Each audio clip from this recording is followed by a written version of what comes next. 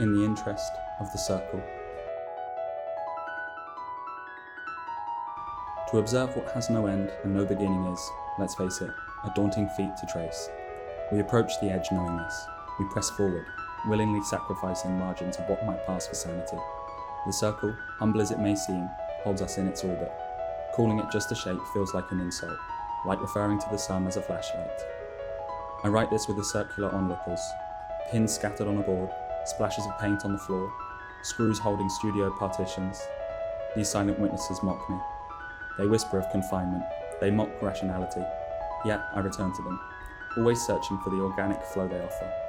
The knots of wood stubbornly traced as my pen writes my pad, an unsolicited circle formed from words. Every breath I take is the very manifesto. In, out, in again. Life's quiet loop, rehearsed endlessly, a cycle that persists without our permission. And so it goes. We owe a debt to the circle. Always thank it. The circle is ultimate. It arrives with quiet grandeur, so simple and yet so endlessly sophisticated. It holds us all. Every day, whether you realize it or not, you are walking the edge of a circle, revolving, tracing the circumference without intention, a casual gesture of thanks. We are all on that path, following an invisible line, forming equator after equator, day by day. The circle will never die. We, on the other hand, are temporary. The circle is life itself, infinite and unyielding, instinctual.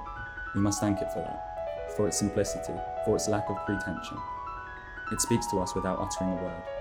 We try hold on to it, but it holds us instead. The circle can hold everything, or it can hold nothing. It is a void, yet a receptacle. It encloses and excludes. Thank it for that. In the interest of the circle, to be enclosed or excluded is neither better nor worse. For even when you're on the outside, understand that you're still in its depth. You owe it to the circle for creating that boundary, allowing you to be outside at all. The circle is something deeply democratic, isn't it? When we sit in a circle, no one can hide. We see all faces, hear all voices. No backs are turned. The circle holds all knowledge, if we're willing to let it. We should thank it for that, for its openness, for its capacity to contain everything we've been trying to ignore. The circle also keeps time. Thank it for that. The hand of the clocks trace their slow, inevitable path around the face, while we stand outside it, seeking our truth in the gaps between seconds. But here's the thing, we no longer seek truth or chase time. We seek shape itself, understanding now that shape will outlast. We now remove the hands of the clock and join them round in circle, not looking for a face with time, but looking to one another's faces, searching for that interest, the interest of the circle.